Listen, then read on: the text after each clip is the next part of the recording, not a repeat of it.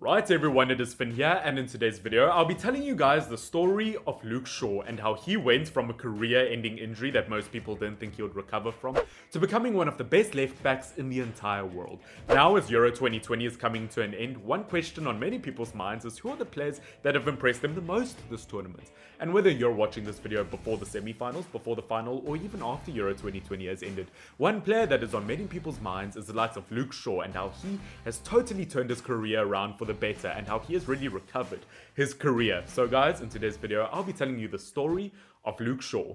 Now interestingly enough, Luke Shaw was born in Kingston, and despite the fact that he's played for Manchester United for 7 years now, Luke Shaw grew up as a Chelsea supporter and was even part of Chelsea's youth development until 8 years old, but failed to be accepted into their youth academy. Which guys, can you just imagine if Luke Shaw was accepted into Chelsea's youth academy, we could be watching Luke Shaw play at Stamford Bridge on a weekly basis. Which is why I want to ask you guys to put down in the comment section down below, do you think Luke Shaw would have succeeded at Chelsea? I want to hear your opinions on the matter down below.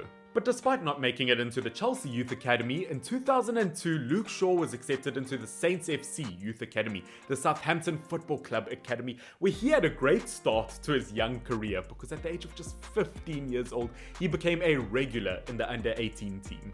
Now of course, to be part of an under-18 team at just 15 years old means that you have to have some sort of talent. And no, I'm not just talking about the fact that his hair makes him look like he's part of a parody boy band group called No Direction. But once Luke Shaw turned 16 years old, some of the top clubs from all around the Premier League started to recognize his full potential as he gained interest from clubs like Arsenal, Manchester City, and once again Chelsea, the team that rejected him from their youth academy. But at the time, the Southampton manager rejected all of these offers as he had big plans for Luke Shaw and he thought he was a crucial part in Southampton's future. Now in January 2012, little young 16-year-old Luke Shaw ended up making his debut for the Saints as he came off of the bench in the final 13th minute in an FA Cup game versus Millwall, where he came on to play in the winger position. Now it was already at this stage that Southampton could see Luke Shaw's full potential because just a few months later in May 2012, Luke Shaw was finally promoted into the Southampton senior team along with 3 other players, which included the likes of Callum Chambers, Jack Stevens, and current Southampton captain James Ward-Prowse. It was at this point that Luke Shaw was then part of a spectacular Southampton team which had incredible players with the likes of Dejan Lovren, Jose Font, Adam Lallana, and Ricky Lambert.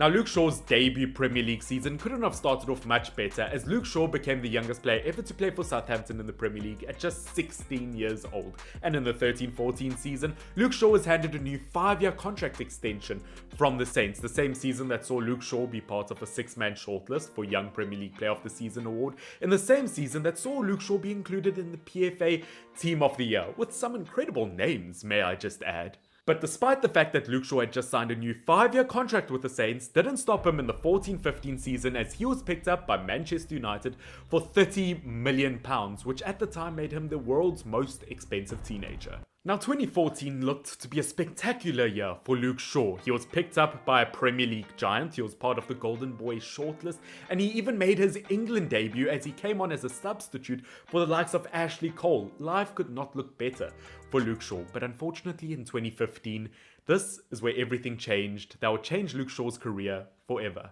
Now unfortunately, on what must be the worst moment of Luke Shaw's entire career, on the 15th of September 2015, Manchester United had their first game of the new Champions League season versus the Red and Whites, PSV. Now what happened next can only be described as a nightmare for any football fan as PSV centre-back Hector Moreno came in with a slide tackle. Luke Shaw's cry for help in the crowd's silence was not the end of it as Luke Shaw had suffered a double leg fracture. Luke Shaw was then immediately given oxygen surrounded by several paramedics where he was then rushed to hospital where he heard the dreaded news that he would be out for up to 6 months and there was a possibility that Luke Shaw may never play football again. No one knows, but I nearly lost my leg. I was really close to actually losing my leg, and you know, I never knew that until 6 months later when the doctor told me. Now, unfortunately for Luke Shaw, he was sidelined for a lot longer than he originally anticipated, as his next competitive appearance for the club came almost a year after his injury, as his next competitive appearance was in August 2016 in an FA Cup game versus Leicester City. And unfortunately, he missed some key parts of Manchester United's season, and he now had a lot more competition in his position at the club, as he had to fight against the likes of Marcus Rojo, Daley Blind, Darmian and Ashley Young. It was not going to be easy for Luke Shaw. But you know what? That didn't stop Luke Shaw, because looking at the 2018-19 season, he scored his first ever Premier League goal in Manchester United's opening game of the season in a 2-1 win versus Leicester, the same season that saw Luke Shaw win the Player of the Month award for both August and September. In fact, by the end of the 2018-2019 season, Luke Shaw had won Player of the Year award along with the Sir Matt Busby Player of the Year award.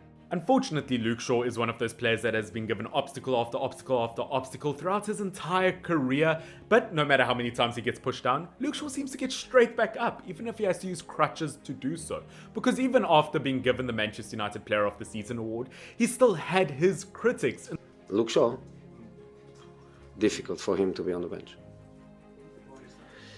Because I cannot compare him with Ashley Young, with Darmian, with Blind.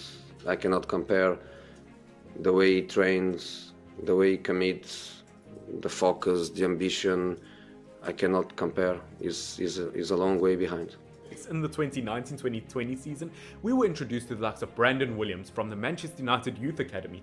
People were saying, well, he's younger than Luke Shaw, he's faster than Luke Shaw, he's fitter than Luke Shaw, he can play a full 90 minutes, unlike Luke Shaw. But Luke Shaw still proved that he had his place in the squad, even adapting as a centre-back from time to time when Manchester United had to play 3 at the back.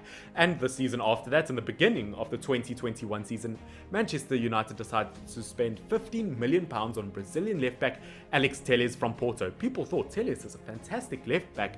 Luke Shaw, his career is over and he will have to move away. But nope, something about Luke Shaw clicked in terms of the attacking front. He was so much more lethal up front in terms of his deliveries. Defensively, so much more solid, better at his positioning. The 2021 season, that competition between him and Alex Telles changed Luke Shaw for the better, as he was also called up to the England national team for the first time since 2018, where he has now gotten 3 assists in Euro 2020, one of the top assist makers.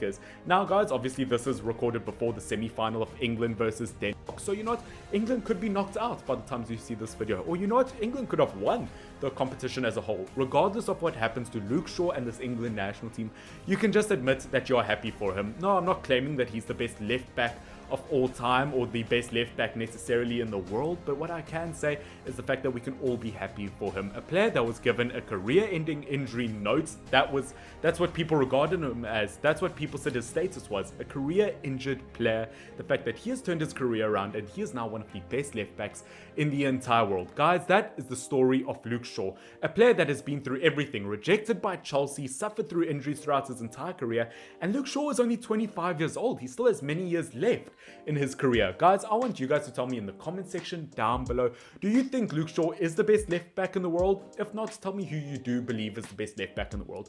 Just because he doesn't have the best statistics in terms of attack and defense, you know what, in terms of being a player who can do both duties, I think he's pretty good at it, and he's definitely secured himself a spot in the Manchester United lineup. Guys, this has been Finn FYMM. If you're not subscribed and you want to see more content like this in the future, make sure that you are subscribed down below so that you can see more of videos along with a bunch more football content. And make sure to like this video. Can we please get this video to 20 likes? I would really appreciate it. A lot of work and research went into this video, so all support of course would be appreciated. But whether England get knocked out at the semi-final or win the competition as a whole, Luke Shaw, you have done us all proud in the way that you have turned your career around. Guys, this has been FYMM.